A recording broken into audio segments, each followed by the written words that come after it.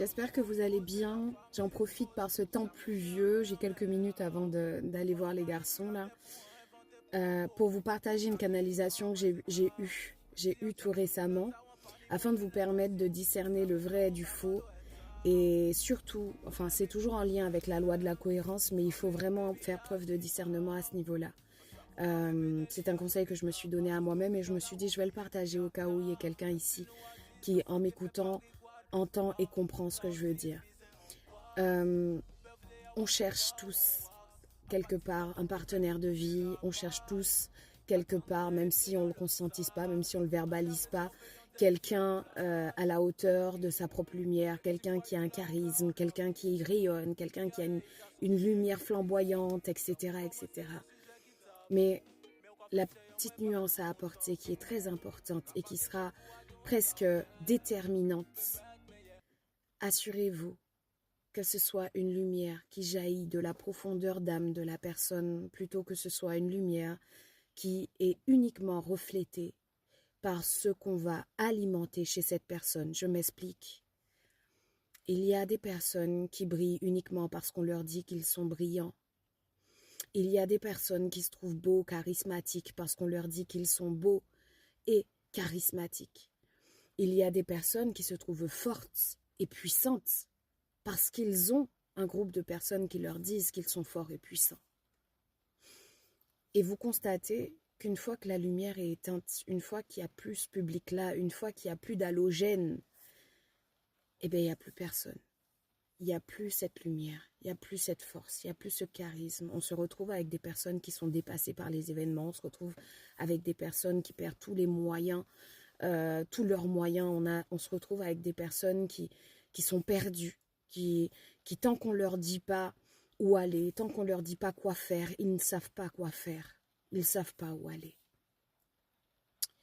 La problématique à ça, c'est déjà, on le voit du coup, le manque de cohérence. La cohérence, elle doit vraiment se produire intérieurement, mais aussi elle doit s'élargir dans ton cadre de vie. Elle doit s'élargir vraiment dans tout ce que tu fais. La cohérence ne peut pas être faite sans discipline. La cohérence, elle ne peut pas être palpable sans réelle motivation, sans réelle volonté de. On ne peut pas attendre de l'extérieur d'obtenir sans arrêt quelque chose. On ne peut pas vivre sa vie en étant dans l'attente d'être validé constamment.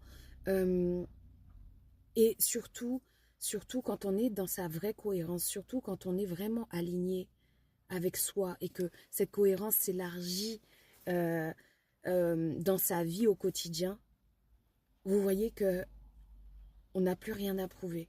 On n'a plus, et ça fait un lien avec la nouvelle lune qui arrive là bientôt. Je pense que c'est pour ça que j'ai canalisé ça et que je voulais partager et je vous ai fait un post sur la nouvelle lune en Verseau, parce que vraiment, il faut comprendre que lorsqu'on est cohérent avec soi-même, lorsque sa vie reflète sa cohérence, on n'a plus rien à prouver, on n'a plus rien à démontrer, on n'a plus rien à convaincre et surtout, on n'a plus rien à valider. On est comme on est, on agit comme on l'entend, comme ce qui résonne en nous, et point barre en fait. Et c'est ce que j'adore chez les Verseaux. D'ailleurs, big up aux Verseaux, on est encore dans votre énergie. On va bientôt passer chez les Poissons. Mais je voulais vous le rappeler. Soyez vraiment, faites preuve de discernement entre ce que vous voyez et ce qui est réellement visible dans la vie en profondeur chez les gens. C'est pour ça que je vous parle souvent du temps à accorder. Vous devez vivre, selon moi, hein, apprendre à vivre dans la douceur et avec un temps.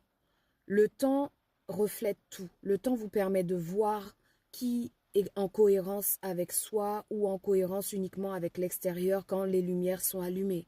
Voyez, le temps vous permet justement de faire le tri autour de vous, faire le tri dans ce que vous entreprenez. Peut-être que vous pensiez que quelque chose était important aujourd'hui, demain, avec le temps, vous vous rendez compte que c'était pas nécessaire ou c'était juste pendant un laps de temps que vous en aviez besoin. Bref, sinon je vais m'éloigner de trop, mais restez focus sur la première idée. C'est vraiment l'idée de faire preuve de discernement. Assurez-vous que cette lumière sur laquelle vous avez penché, cette lumière sur laquelle qui vous attire tant, cette personne qui vous attire tant, cette personne qui reflète autant de lumière, est-ce que cette lumière est une lumière uniquement reflétée par ce qu'on lui dit, ce qu'on alimente chez elle, ou est-ce que c'est vraiment une lumière qu'elle incarne chaque jour?